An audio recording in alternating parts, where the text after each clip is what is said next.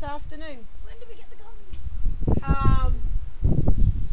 On the bank that's wonderful and clear, we're actually going to be putting some wildflowers later on this year.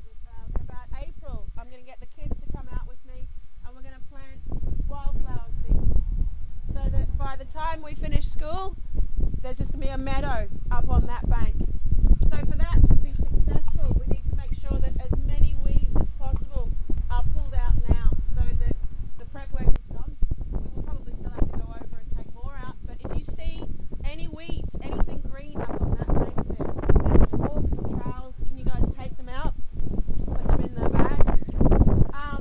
At the back of the knee skulls here, we're looking at laying down black plastic, clearing it all out, whippersnipper, that's Australian, trimming it, and putting down black plastic and leaving it for a year, taking the plastic off, and then we can plant a garden in there. We're looking at probably veggie garden, herbs, that sort of thing, sensory garden in the back there.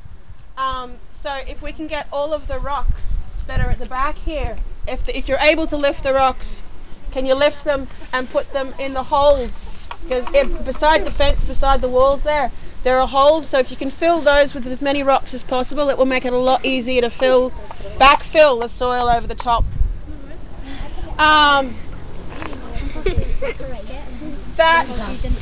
At some point today, there's some cutting back of trees. If you're able to, these are all jobs that have to be done. If they're done today, brilliant. If you have to go, that's fine too, because there's been so much work done already. I don't want to put more work on what's already been done. I'm just letting you know, those are the two priorities. But if you can cut back the trees as well, that would be great. So again.